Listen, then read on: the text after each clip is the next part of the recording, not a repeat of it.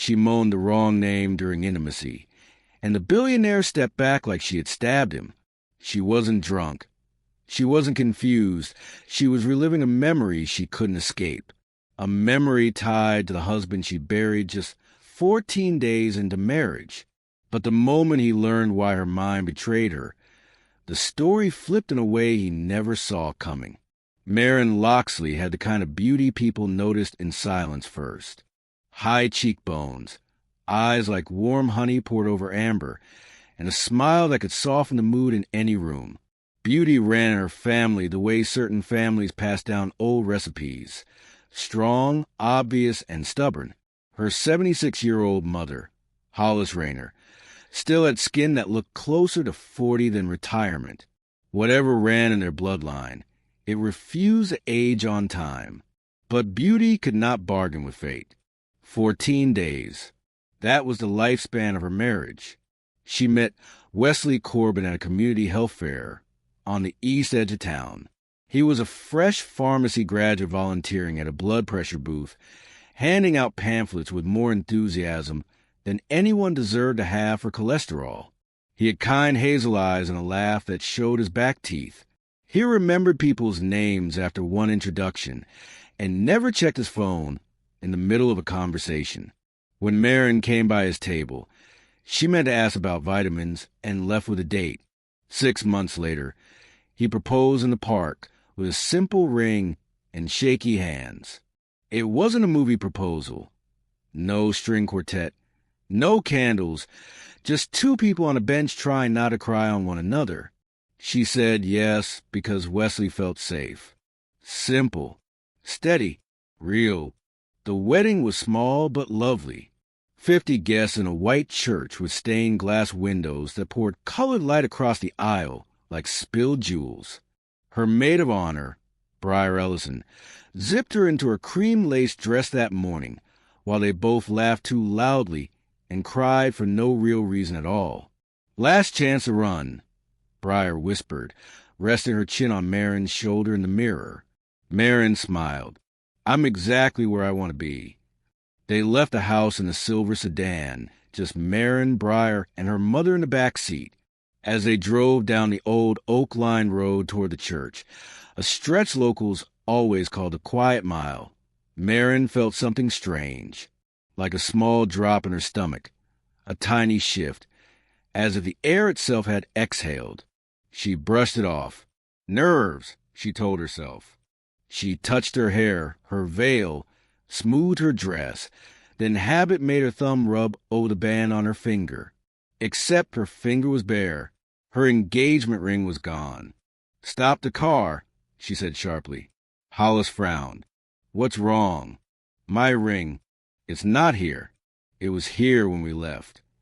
They pulled over. 3 women in wedding clothes stepped out onto the narrow road and checked the seats, the floor, the hem of the dress, even a small crease between the seatbelt and door. Nothing. It probably slipped off back at the house. Briar said quickly, "You'll get it later. You're still getting married. Honey." Marin tried to swallow the knot in her throat. Rings could be replaced. Wesley could not. She let them talk her back into the car. But she felt wrong walking down the aisle, her left hand lighter than it should have been. When Wesley took her fingers in his, he didn't notice. He smiled at her like she was the only person in the world. By the time the reception ended, the story had already started bending. Briar, nervous and guilty, mentioned the missing ring to one guest in the corner. It disappeared on the way to the church. Just slipped away. That guest told 2 more. Those 2 told 4. By dawn, the town's imagination had done what it did best. It ran away with the facts. The ring vanished on the Quiet Mile. A woman whispered to another over a grocery cart. "You know what they say about that road." "Spiritual interference," the other replied, with the confidence of someone who read a lot of articles she never finished. Sometimes something from the other side doesn't want a union to happen. Marin tried to ignore it. She and Wesley moved into a small cream-walled apartment above a bakery, where the smell of fresh bread greeted them most mornings. They bought second-hand furniture, cooked simple dinners, watched old movies under thin blankets, and made love the way young newlyweds do. Sweet, a little clumsy, full of discovery and laughter. On day 14, everything shattered. She woke up and knew something was wrong because the bed felt too still. "Wes," she murmured, nudging him lightly. He didn't respond. She nudged harder. "Wesley, stop joking." He lay on his back, eyes closed, chest unmoving. The world narrowed to the space between her hand and his shoulder. The paramedics came. The neighbors watched from doorways and windows. The sirens wailed, but nothing changed the fact that Wesley Corbin was already gone. Sudden cardiac arrest, the doctor said later. No warning, no known history. It happened sometimes, he explained kindly, as if that knowledge made anything easier to accept. The funeral passed like someone else's dream. Marin stood beside the casket in a simple black dress, accepting hugs that felt distant and scripted. She heard the words "so young, so tragic" on repeat until they sounded like a broken record. It wasn't the grief that threw the first stone. It was the voices that followed. 14 days, they said. The ring vanished, they said. You don't think? In the corners of the church, in the aisles at the store, over fences between backyards. They gave shape and claws to old superstitions. Spiritual husbands, jealous spirits, unseen lovers from some other realm that refused to let go. They stopped calling her unlucky and started calling her haunted, cursed, a bride claimed by something no one could see. Wesley's family stopped visiting. Calls went unanswered. Texts hung in the air and then went quiet. Even Briar, drowning in guilt over her careless talk about the ring, came by less and less. One day she just stopped coming at all. At 28, Marin Loxley was a widow with a closet full of gifts and a fridge still stocked with leftover cake, slices nobody wanted to touch. Across town, in a penthouse that looked down on the city like a quiet king, Calder Whitford read about Wesley Corbin's death in the newspaper. His chest tightened in a way that had nothing to do with cholesterol. Calder was 52 and carried his age in a way that made people second-guess their guesses. His dark hair was threaded with silver at the temples, his jaw still sharp, his suits tailored with quiet arrogance. He'd built a commercial real estate empire out of risks other men were too cautious to touch. Office buildings, hotels, high-rises with glass that reflected his success back at him every morning. Forbes had profiled him. Twice. His name floated at charity galas and in financial reports. He owned a yacht he almost never had time to see. None of that mattered when he saw Marin's name in the obituary. He'd met her 7 years earlier at a downtown fundraiser. She'd been 21, working as an assistant to the event coordinator, hustling between tables with a clipboard pressed to her chest and polite apologies on her tongue. He'd watched her bump into a waiter and nearly spill champagne over a board member. "Sorry. I'm so sorry," she'd laughed, cheeks flushed. Calder had stepped in, steadying the tray with quick hands. "I've been at more of these events than I care to admit," he'd said. "Trust me, that board member spills more money than that every weekend." She'd laughed, really laughed, and he'd been lost. They talked later near the appetizer table about nothing and everything. Her degree, his work, the way these events always had too much shrimp and not enough chairs. When he asked her to dinner the next week, she said yes. For 2 months, they lived in a bubble only 2 people in different stages of life could build. He took her to quiet restaurants, to art galleries on weekdays, to rooftop patios where the city looked like spilled stars. She made him feel lighter, less like a man watching his own story from a distance. Then, over coffee she could barely drink, she broke. "You're incredible," she had said, voice small. "But you're twice my age, Calder. My parents already think I've lost my mind. People talk, and I pretend I don't care, but I do. I can't keep doing this. He could have argued, could have made a speech about age being just a number, about maturity, about knowing what you want. He didn't. He saw the fear in her eyes and stepped aside. With as much grace as a man nursing a cracked heart could manage, he told her he understood. He let her go, and then he never really moved on. He didn't marry. He didn't seriously date. Work filled the hours that might have gone to someone else. He learned to live alone in a way that looked like choice from the outside. Now, staring at her name in print under the word widow, he wanted to get in his car, drive to her, and tell her she didn't have to carry this alone. But showing up right after her husband died, for a man twice her age, for a man she'd already turned down, it would look like he'd been waiting at the edge of her life, ready to swoop in when tragedy gave him an opening.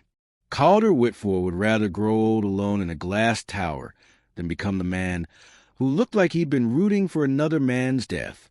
So he folded the paper and put away, tried to press the ache in his chest down with it. Grief shifted shapes over the next 6 months. At first, it had sharp edges. Tears in the shower, shaking hands at night, an empty side of the bed that felt almost physically cold. Then it melted into something duller but heavier, like wearing a soaked coat you could never fully take off. Marin sold the apartment where Wesley died. The walls held too much. Their bed felt like a crime scene. She moved to a smaller place across town, above a laundromat where the hum of machines was constant and strangely comforting. She took a job at a small independent bookstore, shelving novels and recommending paperbacks to customers who still liked the smell of ink. It was quiet, anonymous, safe. People came in for stories, not gossip. Her older brother, Rowan Halstead, checked on her like it was his second job. He worked long hours as a project engineer, but always showed up with groceries takeout or random items she didn't ask for but clearly needed. New dish towels, a lamp to soften the harsh overhead light, fresh sheets. "You need to start living again," he said one afternoon as he unpacked oranges on her counter. "I am living," she replied, stirring soup she didn't really want. "You're breathing. That's different." She rolled her eyes, but not angrily. "I'm working. I'm eating. Sometimes I even sleep. That's a start, isn't it?" "It's something," he admitted, "but it's not you." She didn't answer. She didn't know who her was anymore. 3 weeks later, Rowan flew to Houston for an oil and gas conference. His firm had recently landed a big contract, and his boss wanted him there to network and charm strangers in tailored suits. The conference hotel lobby smelled like espresso and expensive cologne. Rowan did his rounds, talked timelines and cost estimates, pretended to be fascinated by slide decks full of charts. By evening he found the bar, a dim space with leather chairs and low music, and ordered a whiskey. "Rowan Halstead?" a voice said beside him. He turned and saw a man most people recognized from magazine covers and business segments on television. "Mr. Whitford," Rowan said, shaking his hand. "We met at the Greenfield project launch last year." "Please, Calder," the older man replied. "May I join you?"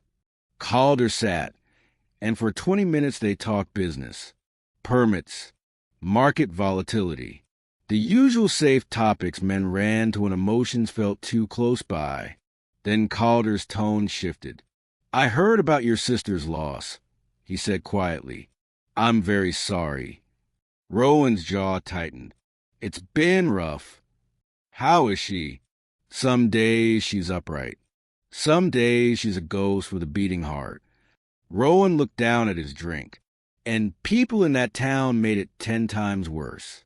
Rumors, superstition, all that nonsense about curses and spiritual husbands. They treated her like a bad omen." Calder's expression darkened. "That's cruel. Cruel and stupid." Rowan agreed. They sat in silence for a moment. Calder cleared his throat. "I've never married," he said, as if it had only just occurred to him to mention it. I'm still looking for the right person. Rowan studied him. Then he snorted. You mean you're still stuck on my sister? Calder didn't deny it. His fingers tightened around his glass. Rowan exhaled through his nose, half a laugh, half a sigh. You know why she married Wesley? Because he was her age. Because it made sense. Calder said quietly. Because you walked away, Rowan corrected. She told me once, years ago, that letting you go was the dumbest thing she'd ever done. But she was scared. People's opinions matter more when you're young and easily rattled. And you, he shrugged, you didn't come back. She asked me not to, Calder said, voice rough. Rowan nodded. Yeah, she did.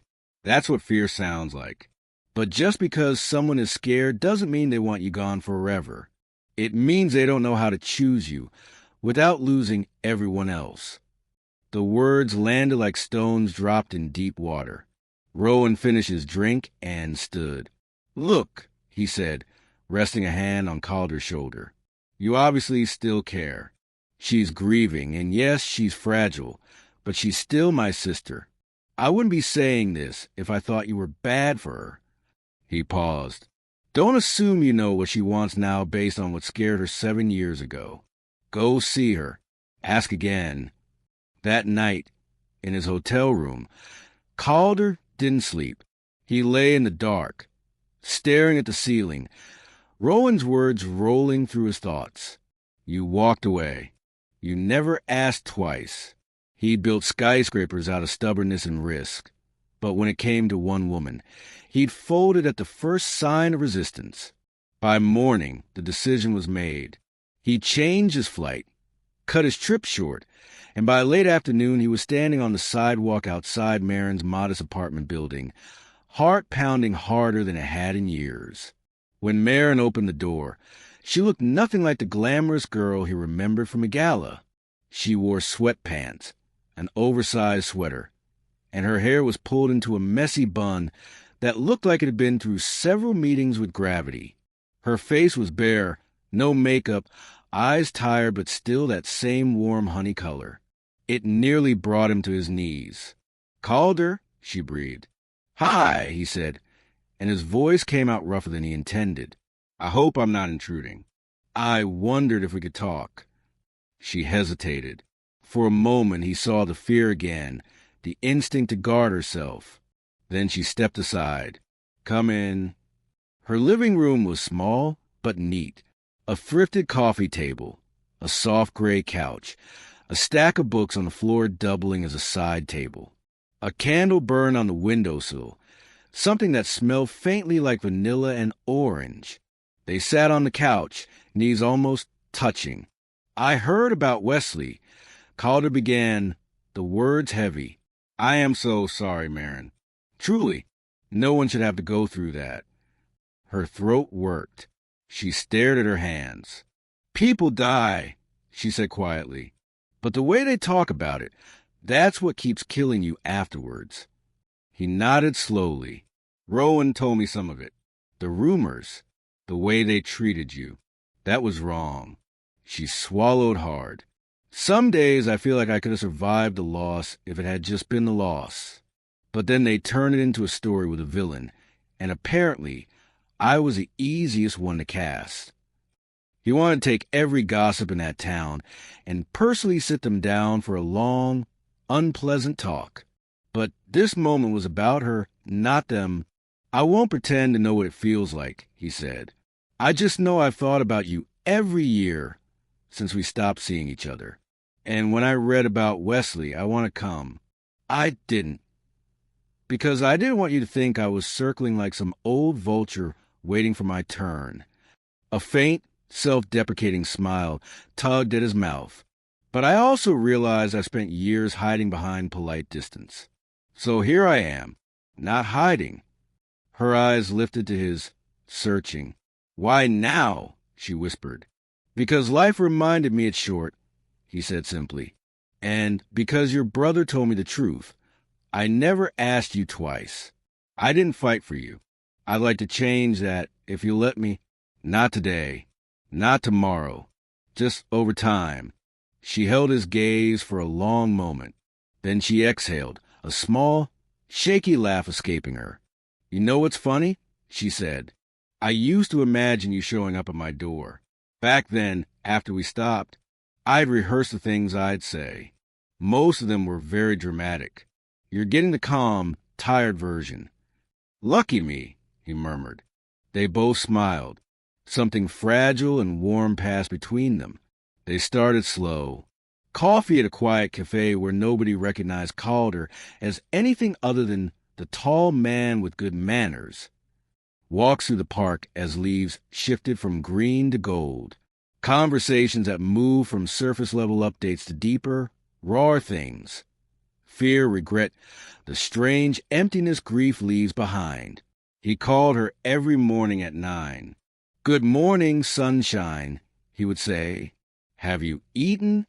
Calder, I'm not 8, she would reply. But yes, I had toast. Very glamorous life I lead. And coffee? Obviously. I'm not an animal. He called every night at 9. How was your day? An old man came in and argued with me about which mystery novel had less kissing. I told him to live a little. Did he listen? Absolutely not. But he left the spy thriller, so I'll count as progress. She didn't notice the timing at first. She noticed how reliable it felt. Then there was a night. He came to pick her up in chinos and brown leather shoes for a casual dinner. She opened the door and froze. Wesley wore chinos and brown shoes almost every weekend. It had been his little uniform. Comfort over fashion. He joked, tugging at the waistband. You okay? Calder asked, adjusting his sleeve. Do I look that bad? I knew the kid at the store lied when he said these were age-appropriate.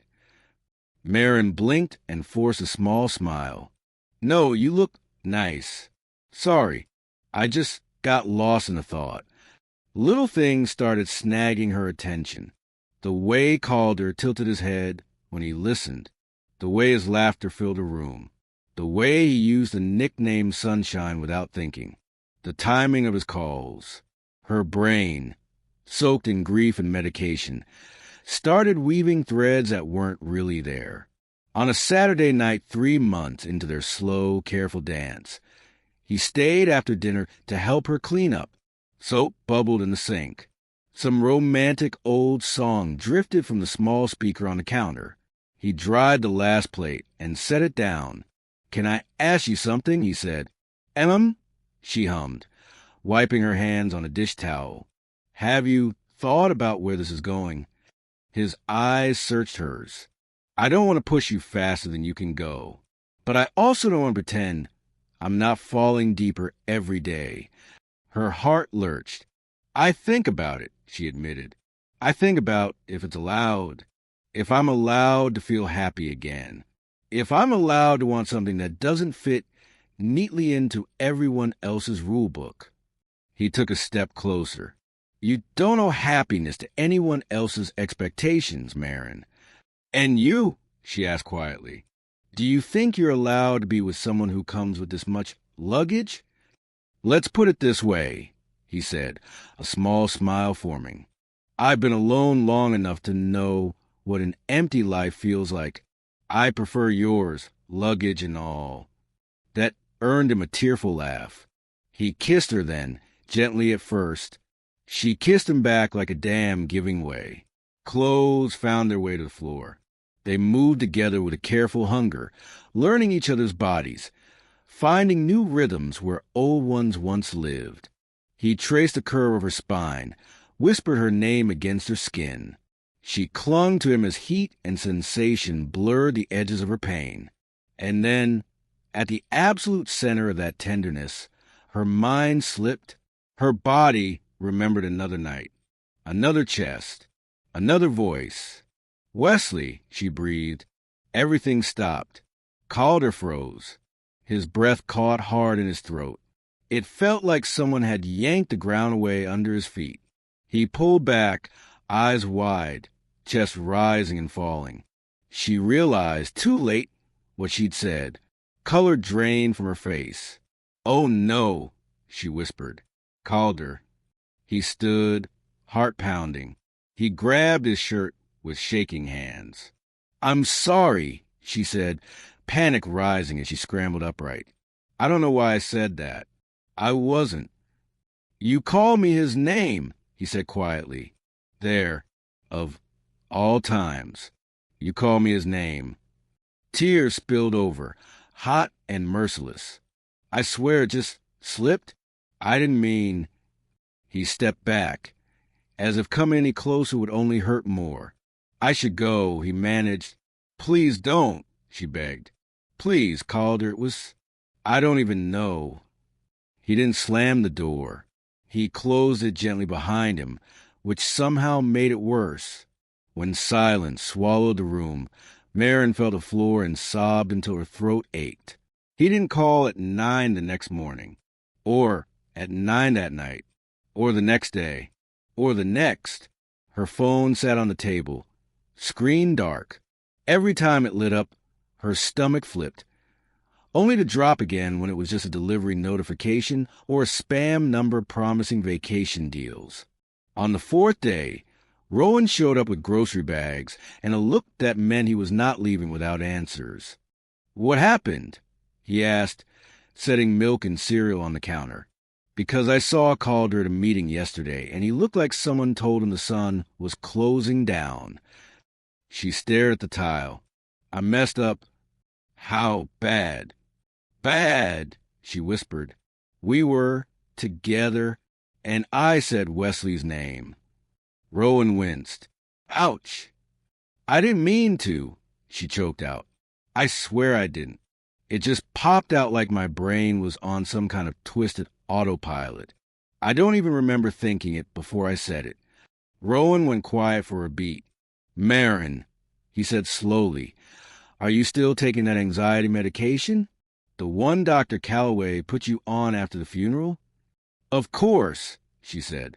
"He said I should stay on it for a while. It's the only reason I can sleep." Rowan leaned on the counter. "You ever actually read the side effects?" "I skimmed them. Hallucinations, memory stuff, emotional confusion," he said. "It's not candy." She felt the room tilt just a little. "You think the pills made me do that?" she whispered. "I think your brain has been through a war," he said gently. "Those meds help, but they also mess with the wiring. If you're in a heightened emotional moment, it might be dragging old memories into new ones, like emotional echo." "Emotional echo," she repeated hollowly. "You need to talk to Dr. Calloway," Rowan said. "And you need to talk to Calder. He deserves to know you're not just using him as some reincarnation of Wesley." Marin's cheeks burned.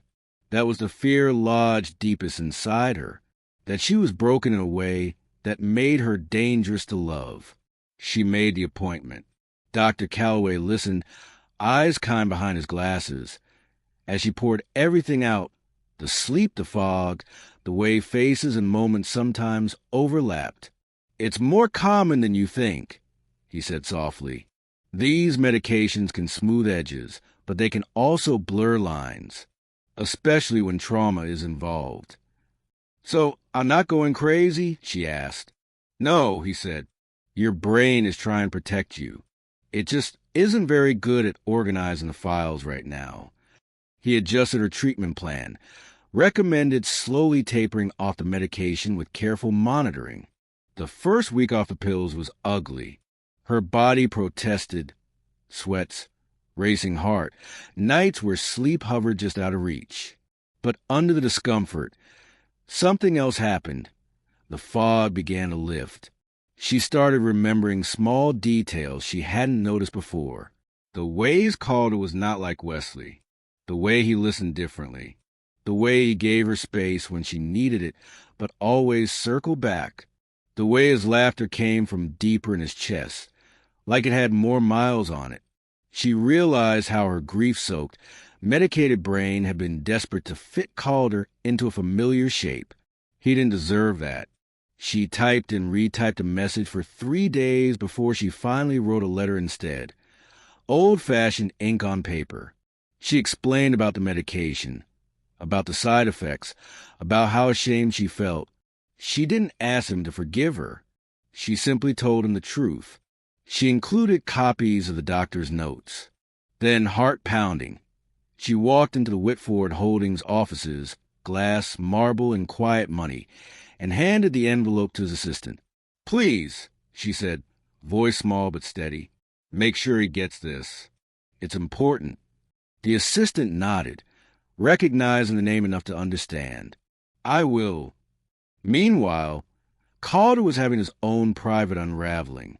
He buried himself in work at first. Meetings, contracts, negotiations. Numbers were easier than feelings, and spreadsheets didn't accidentally moan the wrong name in your ear. The problem was, he wasn't sleeping. He wasn't eating much either. Knox Harrington, his longtime friend and business partner, noticed. On a Tuesday afternoon, Knox walked into Calder's office to find him staring at a report he clearly hadn't read. "You look terrible," Knox said bluntly, shutting the door. "And you're too vain to look terrible on purpose. So something's wrong." Calder huffed. "Good afternoon to you, too." "What happened?" Calder didn't usually share. He'd built a reputation on control. But grief and humiliation have a way of weakening even the strongest locks. "We were together," he said quietly. "It was special. Real." And then she said his name. In the middle of all that, "Wesley." Knox let out a low whistle. "Ah, is that all you've got?" Calder snapped. "Ah, what do you want a marching band?" Knox asked calmly. "Look, that hurts. No question. But did you talk to her about it? Ask why." "I walked out," Calder admitted. "Of course you did," Knox said dryly. "Heaven forbid you sit in discomfort for more than 30 seconds. Calder glared. "You're very chatty for someone on my payroll." "I'm on the company's payroll," Knox corrected. "And right now the company's biggest risk is its CEO walking around with a broken heart, pretending he's just low on caffeine." He sat opposite Calder. "Listen," he said, "you loved her years ago. You love her now. She's been to kind of hell you, and I only watch in movies. If her mind had one moment where old wiring misfired, that doesn't automatically make her a villain. It makes her human. Ask her what actually happened instead of writing the whole story in your head." Calder hated when his friends were right. The letter arrived that afternoon. He recognized her handwriting before the receptionist finished saying, "This came for you." He locked his office door and read it once, then again, and again. By the third time, his vision blurred. For the first time in years, the man who controlled empires sat alone at his desk and cried quietly, shoulders shaking. She hadn't been using him as a replacement. Her own mind had been betraying her. Chemically altered grief pulling her backward right when she was trying hardest to move forward. He had walked again. He picked up his phone with trembling fingers. "Marin." Her name sounded softer than usual coming from him. On her end, she froze. She had been sitting on the couch, book open but unread in her lap. She hadn't been sure he would ever call again. "Calder," she breathed. "I got your letter," he said, "and the doctor's notes. Thank you for sending them." "I didn't know how else to explain," she said quietly. "I wasn't sure you'd even read it." "I read it 3 times, he admitted. "I'm sorry you went through all that alone." There was a moment of silence, the heavy kind that asked a question without words. "Can I see you?" he asked. "Someplace neutral. Public. No pressure. I don't want to do this part through paper." "Okay," she said. "Name it." He suggested the botanical garden on the outskirts of town, wide and quiet. The kind of place where people want to breathe and remember what color looked like. Saturday morning. She arrived in jeans and a simple blouse, hair down for the first time in weeks. She looked nervous but clearer. Her eyes no longer had that distant, fogged-over look. Calder stood near the entrance path, hands in his pockets. He exhaled when he saw her, some tightness in his shoulders finally loosening. "You look good," he said. "Like I've lost a fight but won the right to keep standing," she said wryly. He smiled. There she was. They walked along winding paths lined with blooming flowers and shaded trees. "I stopped medication," she said as they moved, under supervision. "It was ugly for a bit, but I feel more present now, less like I'm watching my life from underwater." "That's good," he said. "I'm glad. I'm so sorry for that night," she went on. "I know sorry doesn't fix it, but I need you to hear it. I didn't plan to say his name. I didn't want to. My brain just threw me back into the wrong memory at the worst possible time." "I believe you," he replied. The letter helped. The fact that you didn't try to justify it helped even more. They walked in silence for a few steps. "I need to ask you something," he said finally, stopping near a small fountain. She turned to face him, hands twisting together. "Am I your second choice?" he asked quietly. "If he were alive, would I be nothing more than the man you once dated and decided was too old? Am I here because I'm what's left?" The question cut through the fresh air. Marin's eyes filled with tears, but she didn't look away. "No," she said. "No, you're not my second choice. You're my terrifying choice." He blinked. "That's a new one." "When I chose Wesley," she explained, "I chose simple. I chose something my parents understood, something that fit into a neat picture. It wasn't fake. I did love him, but it was easy love. It didn't ask me to change how I saw myself." She took a breath. "When I chose you the first time, I panicked and unchose you," she said. "You made me feel more than I knew what to do with. You made me feel like my life could be bigger than the one I'd planned. And I was too young and too worried about other people's opinions to stand in that." Her voice shook. "When I think of you now, I don't see a backup plan," she said. "I see the only man I've ever wanted to run toward twice. I see someone who makes me laugh when I'm convinced joy is gone. I see the man who came back, even after I broke his heart once and his pride twice." Calder swallowed hard. "Say my name," he whispered, without quite planning to. Her lips parted. She stepped a little closer, like she was walking towards something she'd finally decided to accept. "Calder," she said. It rolled out steady, warm, with no ghost attached. "Again," he murmured. "Calder Whitford," she said softly. "The man I'm in love with. The man I'm choosing on purpose." Something in his chest that had been locked for years released. He cupped her face gently, thumbs brushing away tears that didn't need to fall anymore. "For the record," he said, voice thick, "I've been terrified, too. Terrified you'd only pick me because you felt broken. Terrified I'd spend whatever time we had left trying to compete with memory and losing." She rested her hands over his. "You don't have to compete with anyone. Wesley is a chapter that ended. Painfully, unfairly. You're the book I thought I'd never get to read at all." He laughed softly, a sound halfway between relief and disbelief. "You always did have a way with words," he said. "That's the bookstore discount," she replied. He kissed her then, under the open sky, surrounded by flowers that had bloomed and wilted and bloomed again without asking anyone's permission. It wasn't a frantic kiss or a rebound kiss or a desperate attempt to feel alive. It was quiet, certain, and free of ghosts. They spent the rest of the day together. He took her to a small cafe nearby where they shared pastries and argued light-heartedly about whose coffee order was more complicated. "Yours," he said, watching the barista try to keep track of oat milk and extra foam and 1 pump of vanilla. "Mine is art," she replied. "Yours is just brown." Later, They visited the local bookshop where she worked. She walked him through the aisles, pointing out the books she loved, the authors who had held her hand in the dark months.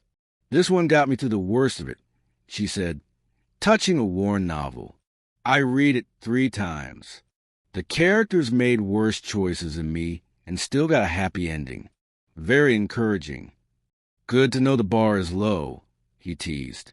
They ended the day sitting on a bench overlooking a small pond in the garden, the sky painted with the colors that only show up when the day is almost over.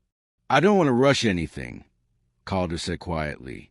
"I'm too old to pretend I know exactly what the future looks like, but I know I want to build it with you. I don't want dramatic declarations," she said. "I want consistent mornings. Safe arms. Someone who calls at 9 just to hear if my day started okay. That's you." "I can handle that job description," he replied. They didn't announce anything to the town right away. No grand public gestures. No social media declarations. Just a slow, steady weaving of 2 lives that had already broken once and were careful about how they stitched themselves back together. Months later, they attended a neighborhood block party together back in the same area, where the Ring story once lived like gossip currency. People stared. Of course they did. Whispers never fully die. They just change clothes. An older woman who had once repeated the spiritual husband, Rumor, walked up with a tense smile. "Marin," she said, "you're looking well." "Thank you," Marin replied evenly. "And this must be Calder," he said, extending a polite hand. "Her very grateful second chance." The woman blinked, unsure whether he was joking. He was. Mostly. Marin smiled, calm and grounded in a way she hadn't felt in years. "I'm doing better," she said. "Grief took a lot from me. Rumors tried to take the rest. But I'm still here." There wasn't much the woman could say to that except nod and retreat. As they walked away, Calder leaned down and whispered, "On a scale of 1 to 10, how satisfying was that?" "Solid 9, Marin replied. It would have been a 10 if she had dropped her plate. He chuckled, and the sound settled into her bones like something permanent. That night, as they lay together, fully clothed, simply resting, the television murmuring in the background, Marin traced circles on his chest with one finger. "I don't want any more first chapters," she said softly. "I just want this continued." He kissed her forehead. "I don't need to be your first," he said. "I just need to be your last." "You are," she whispered. 2 wounded souls, each with their own history of regrets and missed chances, finally stepped fully out of the past and into each other, not to erase what came before, but to write something new on the other side of pain. Not perfect, not storybook smooth, but honest and real. And for them, that was enough.